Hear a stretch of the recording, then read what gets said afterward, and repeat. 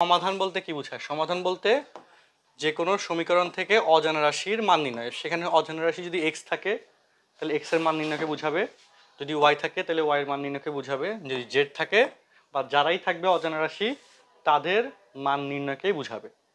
আর সমীকরণ কত প্রকার? সমীকরণের অনেক রকমের প্রকারভেদ আছে। এই যে সহজ সমীকরণ নাম দিছে টপিক চ্যাপ্টারের নাম, তার মধ্যে তুমি যদি পাওয়ারের উপর বেস করে সমীকরণের প্রকারভেদ করো, পাওয়ার মানে কি ঘাতের উপর, তাহলে আমি এক্সাম্পল দিতে পারি। তোমার এখানে এক্সাম্পল আসবে একঘাত সমীকরণ, যেটার এক্সাম্পল কি, ধরো যে এক্স প্লাস ওয়াই হ্যাঁ ইকুয়াল টু 0 লিখলা।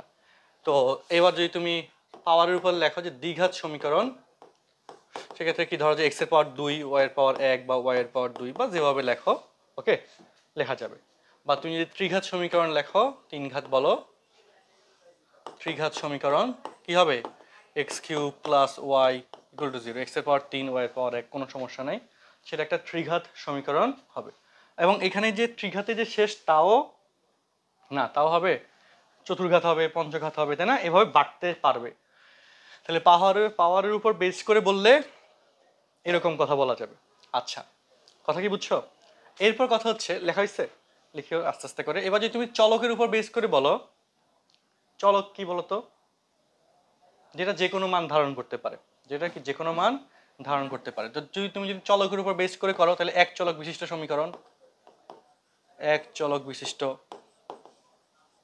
হ্যাঁ এক চলক বিশিষ্ট সমীকরণ লাইক কত, এক্স ইকুয়াল টু 0 বা এক্স ইকুয়াল টু 2 বা এক্স ইকুয়াল টু বা 5x equal to 5x equal to 7, ওকে চলক কি একটা। অথবা তুমি লিখতে পারো 3x square minus 1 equal to 0, এটাও এক চলক। বা লিখতে পারো 7x cube minus 2x plus 5 equal to 0, এটাও কি এক চলক না? বাট একই সাথে এটা ছিল এক ঘাত, এটা কি দ্বিঘাত না, এক্স এর পাওয়ার 2, এটা কি ত্রিঘাত না? দেখছি এক চলক বিশিষ্টের মধ্যে কিন্তু এক ঘাত দ্বিঘাত ত্রিঘাত ইনক্লুড করা যাচ্ছে। ঘটনা কি বোঝা যাচ্ছে? আচ্ছা, তাহলে এগুলো কি এক চলক বিশিষ্ট সমীকরণের কথা বললাম। আর কি এরপরে ক চলক নেওয়া যাবে? দুই চলক নেওয়া যায় না? দ্বিচলক বিশিষ্ট সমীকরণ। তো দ্বিচলক বিশিষ্ট সমীকরণ কি হবে বলতো? কয়টা চলক থাকবে? দুইটা। যেমন ধরো এক্স স্কোয়ার মানে এক্স ওয়াই, ধরো যে x plus y equal to 1, এখানে চলক হচ্ছে দুইটা। এবার তুমি এভাবে লিখতে পারো যে x square plus 2y equal to 5, এখানেও চলক দুইটা। বা লিখতে পারো x plus 2y cube plus 7 equal to 0, এটা এখানে কি চলক দুইটা না? বাট একই সাথে এটা কি ছিল, এক ঘাত, এটা ছিল দ্বিঘাত, এটা হচ্ছে কি ত্রিঘাত। বুঝা যাচ্ছে? দ্বিচলকের মধ্যেও আমরা এক ঘাত দ্বিঘাত ত্রিঘাত বা চতুর্ঘাত বা পঞ্চঘাত ঘাত বাড়াইতে পারবো কি না? বুঝা যাচ্ছে? মাথা ঢুকতেছে? হ্যাঁ আচ্ছা, তো দ্বিচলকের পর তিন চলক বিশিষ্ট বলতে পারো। আমাদের বইতে তিন চলক বিশিষ্ট সমীকরণ দিছে, তিন চলক বিশিষ্ট। ওকে, আমাদের এসএসসি লেভেলের যে সমস্যা, আমি যে কলেজের ব্যাচে কালকে কথা বলতেছিলাম, ওরা বলতেছিল জাস্ট কি করতো, স্কুলে যেসব স্যারদের কাছে ওরা পড়তো 9-10-এ, অনুশীলনী ধরতো, অনুশীলনী সলভ করে তো শেষ। তো এতে যেটা হয় যে ওদের বেসিক জিনিসে অনেক প্রবলেম থাকি যায়। যে জায়গায় হচ্ছে আমাদের সিনারিও কিন্তু একদম উল্টা, যে আমরা অনুশীলনী খুব একটা করাই না, তাই না? আমরা বই যারা ক্লাস করছে দিন ধরে, আমরা বইয়ের কনসেপ্টটা শুরু করি, বইয়ের জিনিসগুলো ফুল শেষ করি, তাই না? অটোমেটিক্যালি তোমরা অনুশীলনীগুলো পারতেছো, অনুশীলনী জাস্ট ধুমধামে আমার এক ক্লাসে শেষ হয়ে যায়। তো মূলত ম্যাথ মানে কিন্তু অনুশীলনী সলভ না। ম্যাথ মানে কি অনুশীলনী সলভ? সেটা না। ম্যাথ মানে জিনিসটা কি, কিভাবে তোমার এটা কাজে লাগবে, এটার বেসিকটা কি, এটা কিভাবে তুমি পরবর্তীতে ইউজ করবা, এই জিনিসগুলো জানা। আর সেটার প্রয়োগ হিসেবে অনুশীলনীতে অল্প কিছু প্রশ্ন দেওয়া থাকে। তো শুধু অনুশীলনী করে বা করে গেলে কিন্তু তুমি প্রবলেমে পড়বে, এটা ঠিক হবে না কোনোভাবে। বুঝছি? তোমার অ্যাটলিস্ট এক্সপ্লেনেবল হইতো। যেমন একটা চ্যাপ্টার আমরা নাম দিছি, সমাধান নিয়ে বললাম আর সমীকরণ নিয়ে বলতেছি। তো এই যে চ্যাপ্টারের নামটা ওরা দিছে, সেই চ্যাপ্টারের নাম থেকে যে ব্যাখ্যাগুলো, এগুলো যদি না বুঝো, কেন চ্যাপ্টারের নাম এটা দিছে, এটা যদি না বুঝো, তাহলে কি হবে? তোমার কাছে মুখস্থটাই পড়াশোনা হবে, তোমার কাছে কখনোই ম্যাথ আর ভালো লাগবে না। সবসময় ম্যাথকে খুব বিরক্তিকর লাগবে, কারণ তুমি তো মূল জিনিস থেকে তুমি অনেক দূরে সরে গেলে, তাই না? একটা চ্যাপ্টারের নাম, সেই নাম নিয়ে ব্যাখ্যা তো আমরা আসলে খুব একটা কখনো হয়তো পড়িও না বা জানিও না, বাট এটা দরকার কিন্তু, যে একটা জিনিসের নামকরণ কিন্তু খুব ইম্পর্টেন্ট, তাই না? আচ্ছা, যাই হোক, তো তিন চলক বিশিষ্ট সমীকরণের ক্ষেত্রে ঘটনা কি হবে বলতো? তিন চলকের ক্ষেত্রে এক্স ওয়াই স্কোয়ার, বা লাইক লিখলাম সবচেয়ে সহজ x plus y plus z equal to ধর লিখলাম 1, এটা কি তিন চলক বিশিষ্ট একটা সমীকরণ। বা x square plus y plus z equal to ধরো 0, এটা কি তিন চলক বিশিষ্ট দ্বিঘাত না? পাওয়ার 2 আছে, একটাতে 2 থাকলে দ্বিঘাত হয়ে যাবে। সবগুলোতে পাওয়ার 2 থাকা লাগবে ম্যান্ডেটরি না। বা তুমি ধরো দিলা এক্স, হ্যাঁ, plus y cube plus z plus 1 equal to 0, এটা কি ত্রিঘাত না? 3 চলক বিশিষ্ট সমীকরণ। দিয়ে দাও, কি সমস্যা? এটা আচ্ছা, হাইয়েস্ট পাওয়ারটাই কাউন্ট করা হয় নামকরণে। সো এখানে 3 হচ্ছে হাইয়েস্ট পাওয়ার, সো এটা হচ্ছে ত্রিঘাতই হবে।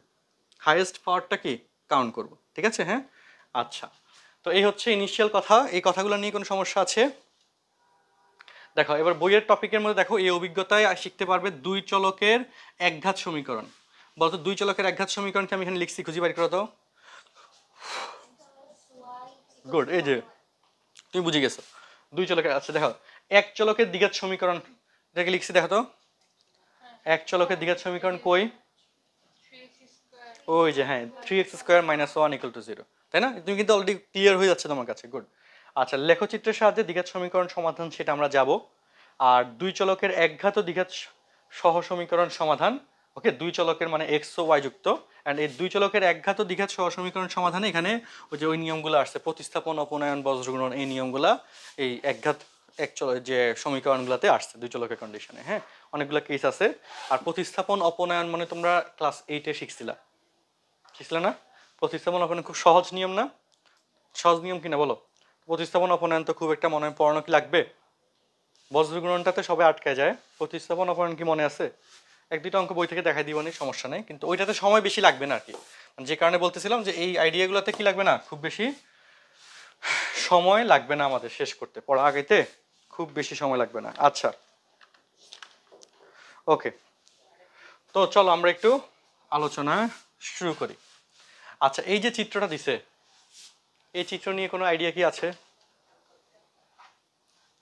কি বুঝাইতে চাইছে, কি আঁকতে চাইছে দেখি বলো তো। হ্যাঁ, কিসের গ্রাফ আঁকতে চাইছে? কি কি? আচ্ছা না, আচ্ছা বলি, দেখো। আচ্ছা দেখো, প্রথমত কই গেলাম, এই যে, হ্যাঁ, ওকে, এই যে রেখাটা, ধরো এটা একটা নাম দিয়ে দিই এ বি,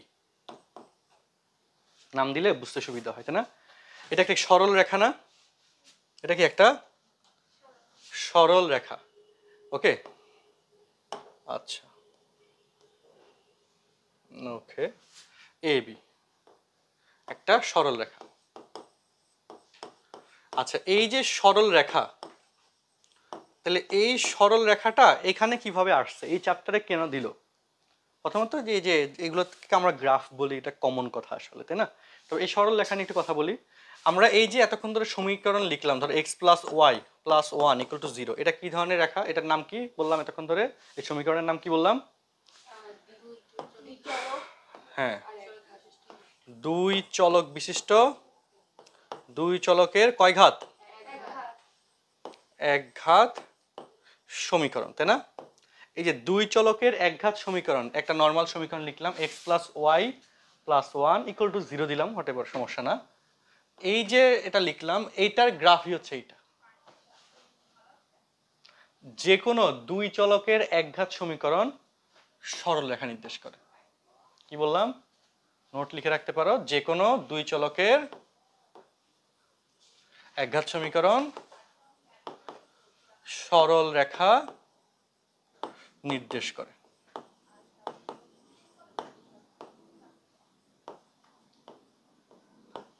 ঠিক আছে, যে কোনো কি 2 চলকের একঘাত সমীকরণ কি নির্দেশ করে?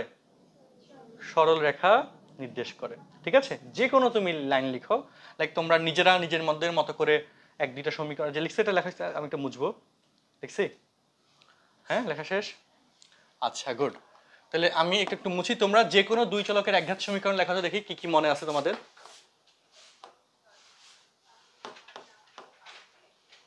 দেখি লেখো তো, নিজের মন মতো লেখো। 2 চলকের একঘাত সমীকরণ লেখো যে কোনো, আমাকে বলো, লাইক কি লিখছে বলো, যে হ্যাঁ তুমি কি লিখতে বলো মন মতো। হ্যাঁ, 2 চলকের একঘাত সমীকরণ যেখানে একটা এক্স ওয়াই দিয়ে লিখবা, এক্স ওয়াই 2 চলক নিবা, এক্স আর ওয়াই, এক্স ওয়াই দিয়ে লিখবা, লেখো, তুমি কি লিখছো বলো। গুড, 2x তারপর প্লাস ওয়াই ইকুয়াল টু কি লিখছো? বা +1 লিখছো না ইকুয়াল টু 1 লিখছো? Good, equal to 1। দেখো এই যে তার গ্রাফ, দেখো সরলরেখা না? পাইছি? বা তুমি কোনটা লিখছো বলো তো?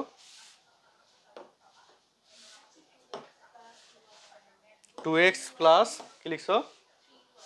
Plus 3y। ওকে, তারপর কি লিখছো?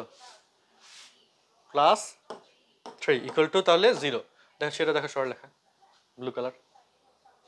বুঝছো? প্রথমটা যদি আমি মুছে দিই, দেখো পাইছি? তাহলে কি তোমার র্যান্ডম তুমি কি লিখছো বলো? x প্লাস y ইকুয়াল কত? 3। দেখো এই যে আগেরটা যদি মুছে দিই, সরলরেখা পাচ্ছি, প্রমাণ পাইছি। তো যে কোনো দুই চলকের একঘাত সমীকরণ কি মিন করে? একটা সরলরেখা মিন করে, তাই না? আচ্ছা, বুঝতে পারছো? মাথা ঢুকছে না ঢুকে নাই? গুড। এবার আসি এখানে, এই যে বক্ররেখাটা পাচ্ছ এই জায়গায়, এটা কি একটা বক্ররেখা না? এটা কি বৃত্ত বলা যাবে? বৃত্তের মতো হইতে পারে, নাও হইতে পারে, তাই না? তো এই জায়গায় একটা নোট, কমন নোট লিখে রাখো। হ্যাঁ, দুই চলকের দ্বিঘাত সমীকরণ, দুই চলকের দ্বিঘাত সমীকরণ কি? দুই চলকে কি বলছো? দ্বিঘাত সমীকরণ বক্ররেখা নির্দেশ করে। দুই চলকের দ্বিঘাত সমীকরণ বক্ররেখা নির্দেশ করে, বুঝছি? তো তাহলে বলো, লেখো দুই চলকের দ্বিঘাত সমীকরণ লেখো খাতায়। বলো, আমি একটু প্রমাণে কথায় আসি, বক্ররেখা আসে কিনা, আসলে আমার কথার সাথে মিলছে কিনা। তোমরা লিখবা এক্স আর ওয়াই দিয়ে লিখবা, যে কোনো দুই এক্স আর ওয়াই দিয়ে যে কোনো দুই চলকের দ্বিঘাত সমীকরণ লিখবা, বুঝছো নি? বলো। হ্যাঁ, কত লিখছো? 4x square minus 5y equal to 1। দেখো বক্ররেখা হয়েছে। এটা কি বক্ররেখা মনে হয় না? হয় না? এই যে বক্রটা কাটে গেছে না?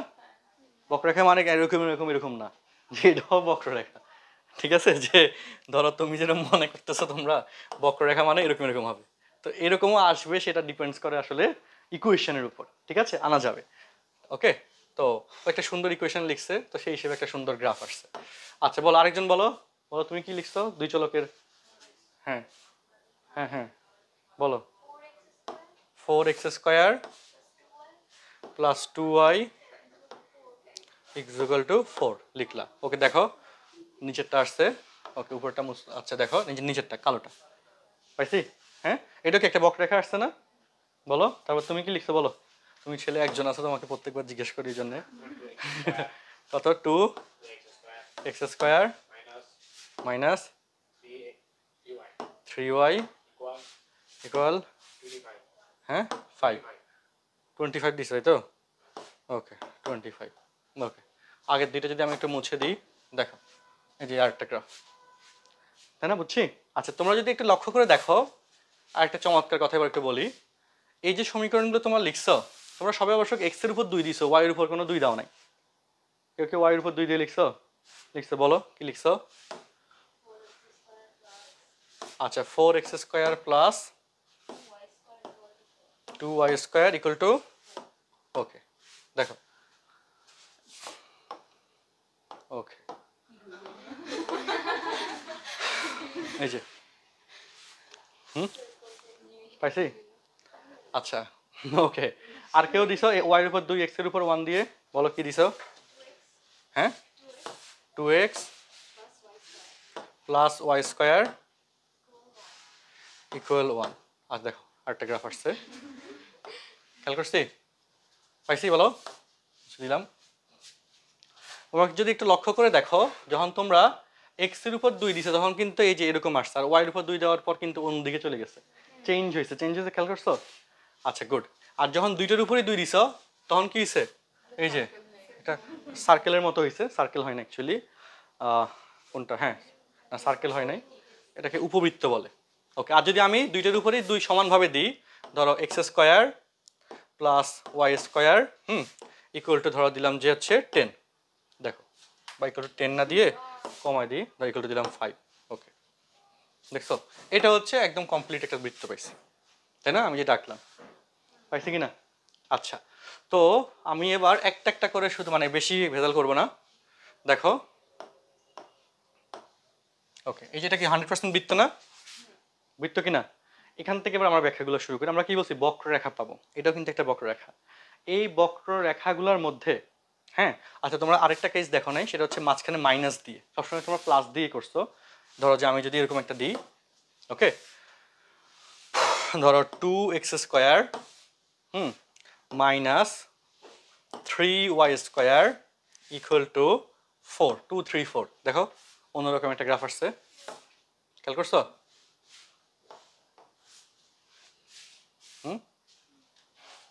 তাই না? একদম অন্যরকম হয়েছে না? একটা সমীকরণের জন্য দুইটা গ্রাফ পাইছো কি না? তাই না? বেশি পাইলাম, তাই না? আগে তো একটার জন্য একটা পাইতাম, এখন কি একটার জন্য কয়টা পাইছি? দুইটা পাইছি। আচ্ছা আচ্ছা, এবার আমরা এই গ্রাফ নিয়ে ফাইনাল কথা বলি। কি বলছিলাম, বক্ররেখা পাই, এই বক্ররেখাগুলোকে এবার আমরা একটু সিম্পলিফাই করি। ওকে, সেখানে আদর্শ বক্ররেখা সমূহ লেখো, নোট, আদর্শ বক্ররেখা সমূহ। ওকে, আমরা কি বলছো, তোমরা মাত্র কি লিখছিলাম বলো? দুই চলকের দ্বিঘাত সমীকরণ কি নির্দেশ করে? বক্ররেখা নির্দেশ করে, তাই না? এমনকি বক্ররেখার আদর্শ শেপগুলো কোনগুলা, সেগুলো একটু আমাদের জানা দরকার, তাই না? তো আদর্শ বক্ররেখা সমূহ, 1 নম্বর বৃত্ত, 1 নম্বর বৃত্ত। বৃত্ত আমরা সবাই চিনি, তাই না? চিনি কিনা? তো বৃত্তের চিত্রটা হচ্ছে এটা, আঁকি ফেলো নর্মাল একটা চিত্র খাতার মধ্যে, বৃত্ত আঁকছো, গুড। আর বৃত্তের যে সমীকরণ, সেখানে মনে রাখবা এক্স এবং ওয়াই দুইটার পাওয়ারই 2 থাকে। এই যে x² + y² = 5 লিখছো, এটা বৃত্ত হয়েছিল। লাইক হচ্ছে এটা সমীকরণ হচ্ছে x² প্লাস আদর্শ একটা নর্মাল আকার y² = ব্যাসার্ধ r²। এটা হচ্ছে বৃত্তের সমীকরণ, x² + y² = কি? আর কি বলতো? আমরা বৃত্তের সমীকরণ কি তোমরা পাইছো আগে কখনো? হ্যাঁ, আর হচ্ছে ব্যাসার্ধ, রেডিয়াস। ওকে, সো x² + y² = r², আর এর মান 2 3 4 1 যে কোনো কিছু হতে পারে, কোনো সমস্যা নাই। সেই আকারে ব্যাসার্ধ যত বড় হবে বৃত্তটা কি তত বড় হবে, ঠিক না? হ্যাঁ, ওই যে আমরা ম্যাথ করছিলাম লাস্ট ক্লাসে, পৃথিবীর ব্যাসার্ধ 6440 কিলোমিটার লেখা ছিল না? তো এটা কি কত বড় একটা, পৃথিবী কি ছোট জিনিস নাকি? আমরা তো পৃথিবীর উপরে আছি, হ্যাঁ, কত বড় বড় বিল্ডিং আমরা দেখি, যে পৃথিবীটা কত বড়, এরকম না? আচ্ছা, তো আদর্শর মধ্যে প্রথম হচ্ছে বৃত্ত পড়লাম, ঠিক আছে? বৃত্ত নিয়ে কোনো সমস্যা আছে বলো? নাই। আচ্ছা, এবার হচ্ছে আমাদের বৃত্তের পরে, ওকে, বৃত্তের পরে এই যে গ্রাফটা দেখতেছো, এটা কি নতুন আরেকটা গ্রাফ না? এটা কি বৃত্ত? হ্যাঁ, না। এই যে তুমি যদি এখানে ধরো, এখান থেকে এই দূরত্ব কত, 1 1 না? বাট এখান থেকে দূরত্ব কত, এই যে 1.2 বা 3 হবে এরকম, তাহলে আলাদা না? বৃত্ত না, এটাকে বলে উপবৃত্ত। এই শেপের নাম কি? তো সেকেন্ড শেপটা হচ্ছে উপবৃত্ত। ইংলিশে বলে ইলিপস। ওকে, উপবৃত্ত ইংলিশে কি বলে? ইলিপস। আচ্ছা, বৃত্তের ইংলিশ হচ্ছে সার্কেল। আচ্ছা, তো উপবৃত্তের সমীকরণ কিভাবে লিখবো? বৃত্তের মতোই, শুধু x² আর y² এর সহগ আলাদা হবে। দেখো তো এখানে সহগ আলাদা না? ওকে, আর ডান পাশে যেটা যাক, অর্থাৎ লিখলা যে 2x² + 3y² = ধরো যে 4, মানে এই সংখ্যাগুলো আলাদা হবে, মাঝখানে প্লাস হবে। x² y² সংখ্যা কি হবে, সহগ কি হবে, মানে পাশের সংখ্যা আলাদা হবে, আর মাঝখানে কি হবে, প্লাস হবে, ঠিক আছে? এটা হচ্ছে কি আমাদের উপবৃত্ত। পাইছি? বুঝছি না বুঝি নাই? লেখা হয়েছে? গুড। আচ্ছা, তারপরে দেখো এই যে শেপটা তুমি পাইছো না একটা? উপবৃত্ত আঁকছো নি পাশে? উপবৃত্ত কিন্তু অনেকে হয়তো আঁকতে পারো না ঠিক মতো। উপবৃত্ত এরকম এরকম আঁকতে পারো বা এরকম আঁকতে পারো, এগুলো কি উপবৃত্ত। ওকে, আচ্ছা, এবার দেখো 3 নম্বর আদর্শ শেপ, সেটা হচ্ছে পরাবৃত্ত। এই যে শেপটা দেখতেছো না, এটার নাম হচ্ছে পরাবৃত্তাকার বা parabola, পরাবৃত্ত।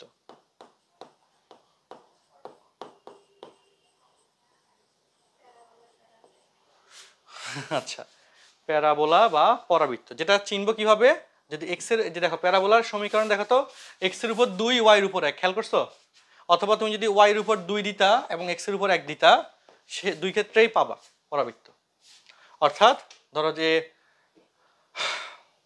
X square plus y equal to 1 পরাবৃত্ত, বা y square plus x equal to 1, এটাও কি মানে একটার পাওয়ার 2 হবে, আরেকটার পাওয়ার কি হবে বলো 1 হবে।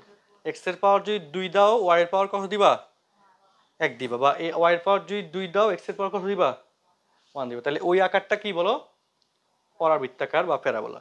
মানে তুমি যদি কোনো একটা সমীকরণ দেখো, আলোচনার মূল সামারি, তুমি একটা সমীকরণ দেখলা, সেই সমীকরণে এক্স এর পাওয়ার দেখলা 2 আর ওয়াই এর পাওয়ার দেখলা 1, তাহলে ওই সমীকরণটা কি নির্দেশ করবে একটা পরাবৃত্তের সমীকরণ নির্দেশ করবে, একটা পরাবৃত্তের গ্রাফ। ওই সমীকরণের গ্রাফটা পরাবৃত্ত নির্দেশ করবে। ওই সমীকরণের গ্রাফ কি নির্দেশ করবে পরাবৃত্ত নির্দেশ করবে। বুঝতে পারছি? মাথায় ঢুকছে না ঢুকে নাই? Concept clear? ঠিক আছে, আচ্ছা তুমি কি বুঝছো? ওকে, তাহলে এই হচ্ছে পরাবৃত্ত বা প্যারাবোলা নিয়ে কথা। কোনো প্রশ্ন আছে? তাহলে তোমরা বলো যে কোনো একটা পরাবৃত্তের সমীকরণ বলো দেখি পারো কিনা, লাইক বলো। হ্যাঁ, এটা একটা পরাবৃত্তের গ্রাফ হবে, 2x square plus y equal to 7, তাই না? x এর পাওয়ার 2 দিছি, y এর পাওয়ার 1 দিছি, পরাবৃত্ত হবে। ঠিক আছে, হ্যাঁ ডান। আচ্ছা, এক্স স্কোয়ার এবং ওয়াই স্কোয়ারের মাঝখানে মাইনাস হইলে এভাবে এই সিকোয়েন্সে হবে, পরাবৃত্তই হবে। একটার পাওয়ার 2 আর একটার পাওয়ার 1, মাঝখানে প্লাস থাকুক অথবা মাইনাস থাকুক সমস্যা নাই। ঠিক আছে, মাইনাস দিয়ে করছি না, এই যে করছি দেখো এক্স স্কোয়ার এবং ওয়াই স্কোয়ার, এটাই তো অলরেডি, এটা যে গ্রাফটা দেখতেছি মাঝখানে মাইনাস, তাই না? এই যে গ্রাফ, এটা রেড কালারের গ্রাফটা, যে মাঝখানে মাইনাস দেওয়া না, এক্স এবং ওয়াই এর মধ্যে পরাবৃত্ত নির্দেশ করতেছে। আচ্ছা, আর লাস্ট যেটা আমি দেখাচ্ছি সেটা হচ্ছে এটা। এই যে গ্রাফটা, একটা সমীকরণ থেকে কি দুইটা গ্রাফ আসছে না? হ্যাঁ, বেশি পরিমাণে এটা হচ্ছে আসলো, এইটার নাম হচ্ছে অধিবৃত্ত, ইংলিশে বলে হাইপারবোলা।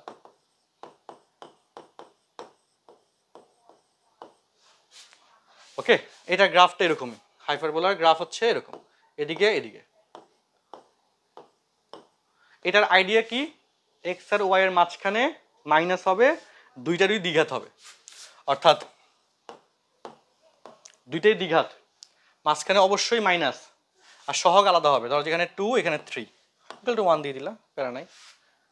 তাহলে এটা হবে কি অধিবৃত্ত। এটার নাম কি বলো ইংলিশে, কি বলে? হাইপারবোলা। ওকে, তাহলে এক্স স্কোয়ার এবং ওয়াই স্কোয়ারের সহগ আলাদা, তাই না? আর মাঝখানে চিহ্ন মাইনাস, তাহলে অধিবৃত্ত হবে। আর এই মাঝখানে চিহ্নটা যদি মাইনাসের জায়গায় প্লাস হয়ে যায় তাহলে সেটা কিন্তু উপবৃত্ত হয়ে যাবে। উপবৃত্তের সমীকরণ দেখো, গ্রাফ দেখো, সমীকরণ দেখো, এক্স স্কোয়ার এবং ওয়াই স্কোয়ার সহগ আলাদা, মাঝখানে প্লাস, তাই না? মাঝখানে প্লাসের ক্ষেত্রে কি পাইছো উপবৃত্ত, আর মাঝখানে মাইনাসের ক্ষেত্রে কি পাইছো অধিবৃত্ত। পাইছি? মাথায় ঢুকতেছে? এগুলা কি বিভিন্ন বক্ররেখার কথা বললাম, এগুলো কি ধরনের রেখা? বিভিন্ন রকমের বক্ররেখা। আর এবং এগুলা এই যে সমীকরণ থেকে আসে, দুই চলক বিশিষ্ট দ্বিঘাত সমীকরণের আইডিয়া থেকে এগুলো আসে। অ্যান্ড এই জিনিসগুলো নিয়ে অনেক অনেক আলোচনা আমরা কলেজে করি, পুরো 3টা চ্যাপ্টার আছে এই কথাগুলোর উপর, যেখানে অনেক কিছু আমরা দেখাই। আর এসএসসি লেভেলে জাস্ট কিছু নাম ইউজ করছে, কিছু এই রকমের গ্রাফ কিন্তু বইতে দিছে, খেয়াল করছিলে কিনা? বইতে কিন্তু এই গ্রাফগুলো আছে, তোমাদেরকে আমি একটু দেখাই, আমরা মনে করি না যে আমি আন্দাজে জাস্ট পড়ে যাচ্ছি। হ্যাঁ, বইয়ের যে গ্রাফ পার্টে দেখো, এই যে এটা হচ্ছে সরল রেখার কনসেপ্ট দিছে, তাই না? সরল রেখা, তাই না? আচ্ছা, তারপর আমি অনেক কিছু জিনিস অলরেডি পড়ে ফেলছি। এই যে সরল রেখা, খেয়াল করছো? হ্যাঁ, আঁকে কেমন সেটা পরে বুঝলাম, বাট ইনিশিয়াল আইডিয়াটা জানা থাকলে পরেরগুলো অনেক সহজ হয় আসলে। আচ্ছা, তো এই যে বক্ররেখাগুলো যে গ্রাফটা দিছে সেটা পরে, একটু পরে। ওকে, এই যে দেখো, এখন তোমার কাছে আরো ক্লিয়ার হবে। এই যে এই গ্রাফটা দেখছো না তখন? হ্যাঁ, এই গ্রাফের নাম কি? পরাবৃত্ত। গুড, এই যে মনে থাকে তোমাদের। এবং এটার সমীকরণ দেখো, এক্স এর পাওয়ার 2 আর ওয়াই এর পাওয়ার কত? খেয়াল করছো? এক্স এর পাওয়ার কত 2 আর ওয়াই এর পাওয়ার কত 1। কি বলছিলাম পরাবৃত্তাকার আসছে না? আসছে। আচ্ছা, আর হচ্ছে আরো কি কোনো গ্রাফ টাফ দিছে? এই যে এখানেও আরেকটা দিছে দেখো, এই যে এখানে দেখো, এই যে এক্স এর পাওয়ার 2 ওয়াই এর পাওয়ার 1 পরাবৃত্ত, তাই না? আর এক্স এবং ওয়াই দুইটার পাওয়ারই এক, তাহলে এটা কি হবে? সরল রেখা। এই যে এটা হচ্ছে সেটা, এই যে সরল রেখা যেটা দিছে এটা, তাই না? বুঝছি? আচ্ছা, আর সমাধান বলতে কি বুঝাই বলছিলাম, সেটা কিভাবে বাইর করি? দুইটা সমীকরণ থাকলে দুইটা সমীকরণ থেকে ক্যালকুলেশন করে এক্স এর ওয়াই মান বাইর করি, তাই না? গুড। সমাধান কি নির্দেশ করে?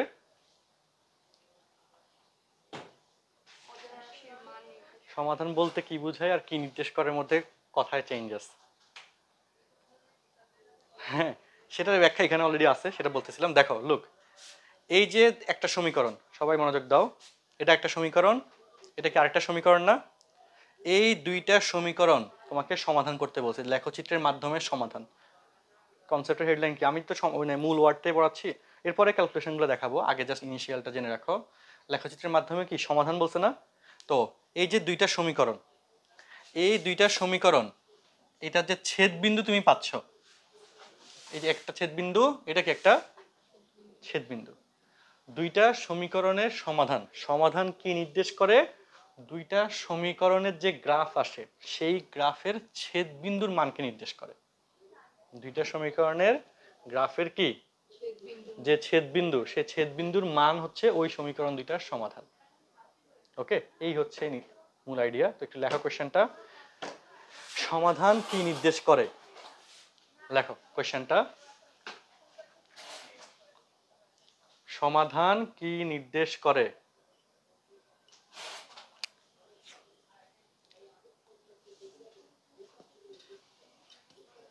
লিখছি, কোশ্চেন লিখছি, অ্যান্সার কি বলো? লেখো, দুইটি সমীকরণের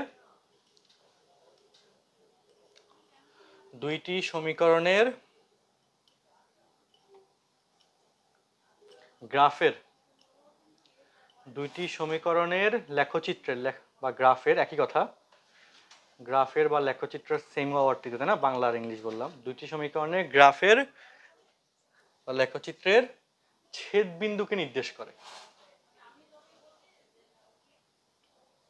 লেখচিত্রের কাকে বলতো?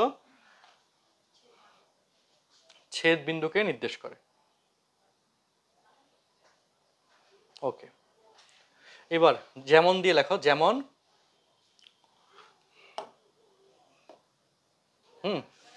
সমীকরণের দুইটা লেখো, এই দুইটা সমীকরণ লেখো। বইয়ের এক্সাম্পলই আমি অল্প ভেজালে পড়াই দিচ্ছি। দেখো লিখছি, সমীকরণ দুইটা লেখো, হয়েছে লেখা? হ্যাঁ, গুড।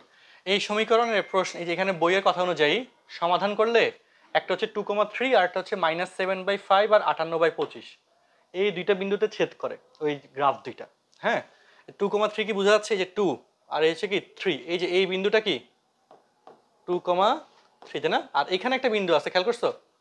এটা কিন্তু ওই যে অ্যাকুরেট জায়গায় পড়ে নাই, তাই না? তো সেটার জন্য কিন্তু ভগ্নাংশ আসছে, তাই না? তো দেখো, ওকে, তো এখন এই যে দুইটা বিন্দু, এই সমীকরণ দুইটা সমাধান করলে এই দুইটা মানই আসবে। এক্স এর মান আসবে, একটাতে আসবে 2 আর একটা আসবে -7/5, আর ওয়াই এর মান কি আসবে 3 আর একটা আসবে কত 28/25। সমীকরণে সমাধান করলে এক্স এর দুইটা মান আসবে, ওয়াই এর দুইটা মান আসবে, এই শর্তে। ঠিক আছে? হ্যাঁ, আর সেইটা এখানে আসলো। তো তোমরা এইভাবে চিত্র আঁকার পর তোমরা যেভাবে আঁকবা খাতার মধ্যে, ওকে, এটার নিচে তো তোমরা জাস্ট এভাবে আঁকো, এই লাইনটা দিবা আর এই লাইনটা দিবা। আচ্ছা, লাইন পরটা এভাবে না, আরটা একটু খাড়া হবে, তাই না? উপরের দিকে হবে, এইভাবে দিবা। ঠিক আছে? হ্যাঁ, সো এই একটা বিন্দু দিবা আর এখানে একটা বিন্দু দিবা। এই বিন্দুর জায়গায় কত লিখবা? -7/5, 58/25। গ্রাফটা আঁকি ফেলো খাতায়, বুঝছো তো ব্যাপারটা? আর এই বিন্দুটা লেখো 2,3, লেখো। এই গ্রাফটা আঁকো নর্মাল, এর নিচে এটা আঁকবা না, এটা তো জাস্ট ভুলে আঁকলাম।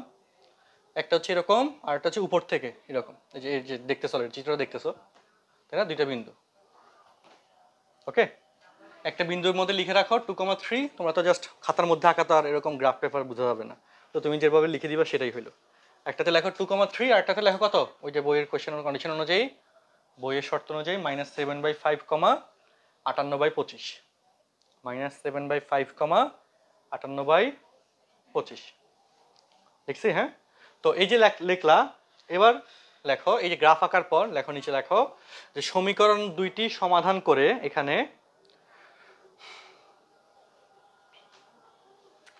সমীকরণ দুইটি সমাধান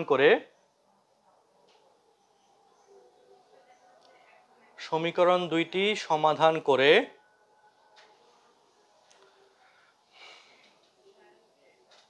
প্রাপ্ত ফলাফল x equal to -7/5, 2 R y equal to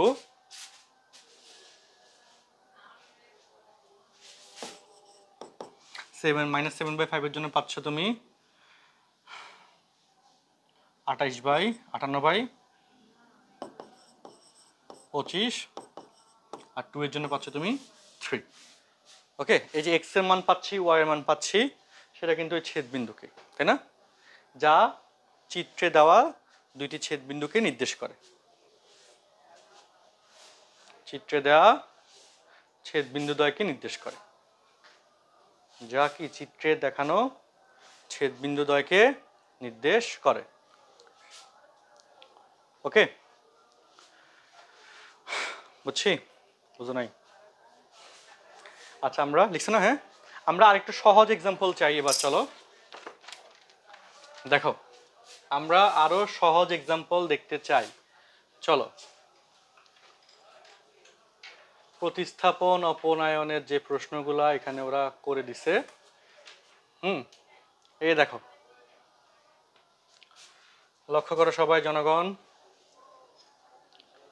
ওকে, এই যে প্রশ্নটা, বইয়ের প্রশ্ন, দেখো তো কোন কোন সমীকরণ সমাধান করছো। 1 নং সমীকরণ কোনটা? x - 2y - 7 = 0, তাই না? 2 নং সমীকরণ কোনটা? y - 2। এই দুইটা সমীকরণ সমাধান করলে x এর মান, এটা তো আমার মনে হয় প্রতিস্থাপন অপনয়ন কি মনে আছে এসএসসিতে? না, এটা পড়ছো না? মনে আছে তোমাদের? না মনে থাকলে বলবা, কিন্তু আমি করাই দিব আবার, সমস্যা নাই। সমাধান করলে কি পাচ্ছ? x এর মান কত পাচ্ছ? 3, আর y এর মান কত পাইছো? 5, তাই না? ওকে, ঠিক আছে কিনা? এটা তো ভগ্নাংশ চাইছে x/y 3/5, সেটা পরের কথা। তো এই যে আমরা এবার এই দুইটা দিয়ে গ্রাফ আঁকবো। গ্রাফ আঁকলে তাহলে এটা কি একটা সরল রেখা না? এই সমীকরণ দেখে কি মনে হচ্ছে সরল রেখা? বলো, x আর y এর পাওয়ার কত? 1, তাহলে অবশ্যই কি হবে? আর এখানেও কি x আর y এর পাওয়ার কত? 1, তাহলে অবশ্যই এটা কি হবে? আচ্ছা, দুইটা সরল রেখা আমরা গ্রাফ দেখব, তারা কয়টা বিন্দুতে ছেদ করে বা কোন বিন্দুতে ছেদ করে সেটা দেখব, এবং অবশ্যই সেটা কত হবে, এখানে ছেদবিন্দু কত হবে? 3, হবে। যদি হয় তাহলে আমাদের কথাগুলো সব ঠিক আছে, না হলে আমরা ভুলভাল বলতেছি, তাই তো? চলো আমরা দেখি যে আমরা সত্য কথা বলতেছি কিনা। ওকে, আসি। প্রথম সমীকরণটা কি ছিল এখানে? x - 2y = -7। চলো লিখি, x - 2y = -7। এটা হচ্ছে একটা গ্রাফ, ঠিক আছে? আচ্ছা, দ্বিতীয়টা এখানে কি ছিল বলো তো? x - y = -2। দেখো, x - y = কত? -2। এই ছেদবিন্দু পাইছো নি? এই ছেদবিন্দু দেখে বলো, এই যে এই ছেদবিন্দু স্থানাঙ্ক কত বলো তো? কত আসছে? তার মানে x এর মান কত, y এর মান কত? বইতে কত দিয়েছে দেখো, বইতে কি সেম মান দিছে? বুঝছি, তাহলে প্রমাণ পাইছি না পাই নাই? ওকে, দেখো, হ্যালো, হাতে নাতে প্রমাণ বলতে হচ্ছে আমরা যেটা বলতেছি সেটা অ্যাকুরেটলি তো মিলছে। আচ্ছা, মিললে দেখো, আমি হচ্ছে নামাজের ব্রেক দিব, তোমরা 2-3টা কোয়েশ্চেন অপনয়ন পদ্ধতিতে সমাধান। কোয়েশ্চেন কি এখানে বলো?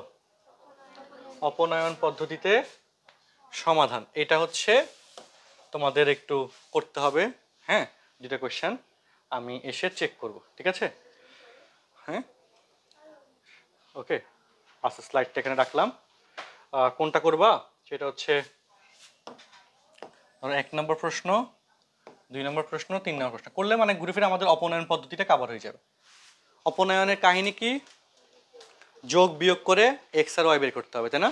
এতর সাথে একের সাথে এত গুণ, দুইয়ের সাথে এত গুণ করে যোগ বা বিয়োগ, তাই না? আর প্রতিস্থাপনের কাহিনী কি ছিল? ডিরেক্ট এক্স এর মান বের করে আরেকটা ইকুয়েশনে বসানো, বসায় তাহলে সেটা হচ্ছে কি প্রতিস্থাপন করা। আর অপনয়ন হচ্ছে এই সমীকরণের মধ্যে যোগ বিয়োগ গুণ করে যোগ বিয়োগ করে মান বের করা। তো একটু করো, তারপর আমি এসে চেক করি। ওকে, ব্যাপারটা আসে নাই। বই আছে না, বই অনুযায়ী পরীক্ষার ইয়েটা আছে না, আলাদা না? আচ্ছা এটা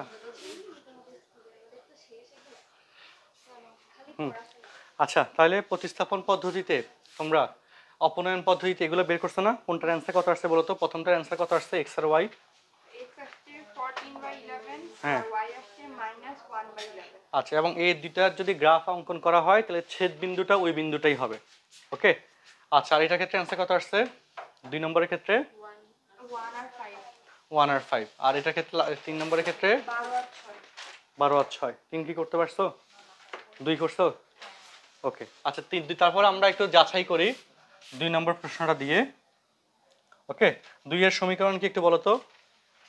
6x minus y is equal to 1. আচ্ছা দেখো, 6x minus y equal 1। আচ্ছা, এটা একটা সমীকরণ। আর আরেকটা সমীকরণ কি ছিল? 3x minus 2y is equal to 13. 3x minus 2y Is equal to 13. equal 13। আচ্ছা, তো তাদের ছেদবিন্দু এই যে এখানে কত আসছে? আচ্ছা, সমীকরণ কি ঠিক লিখছি? 6x minus y equal 1 আর 3x minus 2y equal 13, এটা 3x plus 2y।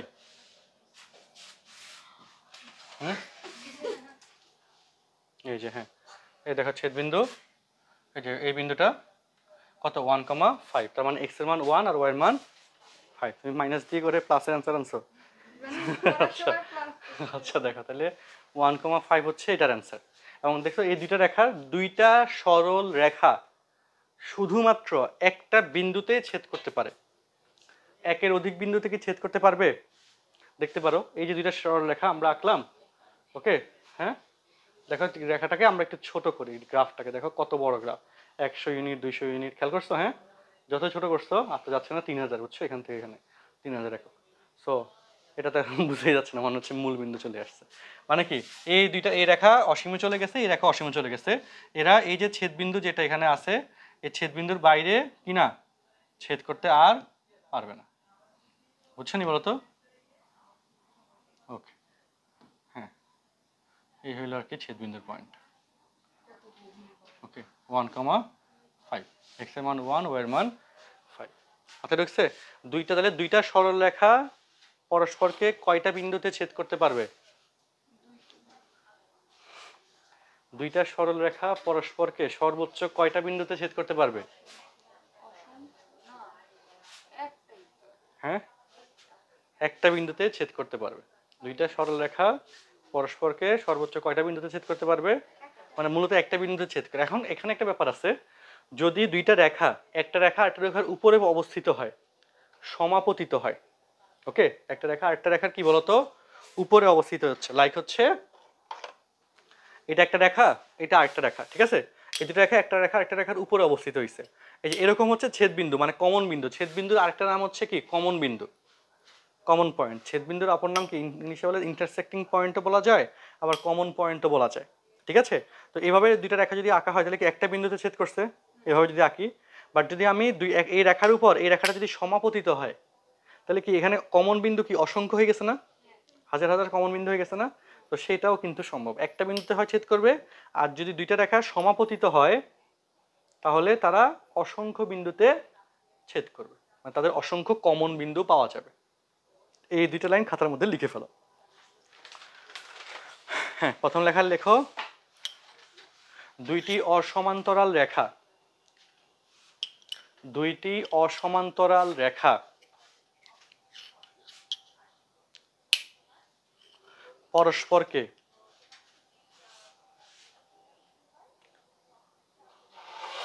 দুইটি অসমান্তরাল রেখা পরস্পরকে সর্বোচ্চ একটি বিন্দুতে ছেদ করতে পারে, বা সর্বোচ্চ একটি বিন্দুতে ছেদ করে। পরস্পরকে সর্বোচ্চ একটি বিন্দুতে ছেদ করে।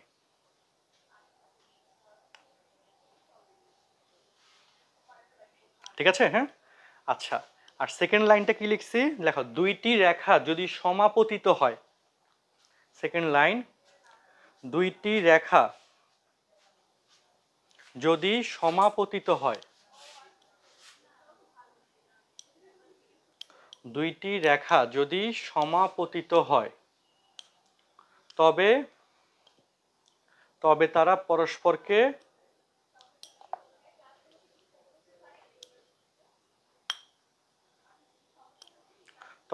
পরস্পরকে অসংখ্য বিন্দুতে ছেদ করবে।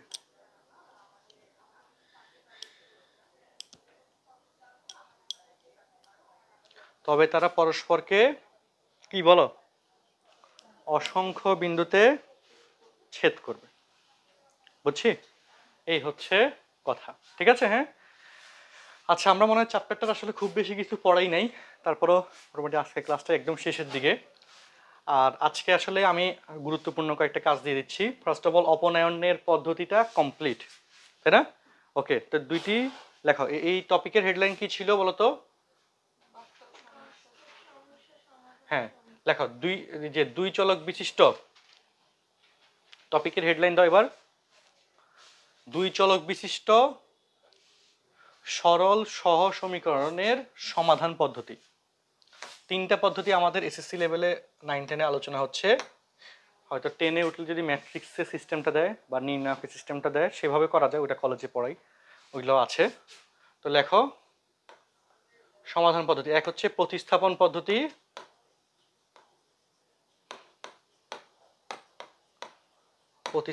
পদ্ধতি, দুই অপনয়ন পদ্ধতি, ইলিমিনেটিং প্রসেস, অপনয়ন পদ্ধতি। তিন বজ্র গুণন পদ্ধতি, ক্রস মাল্টিপ্লিকেশন প্রসেস, বজ্র গুণন পদ্ধতি। 4 নম্বর ম্যাট্রিক্সের সাহায্যে।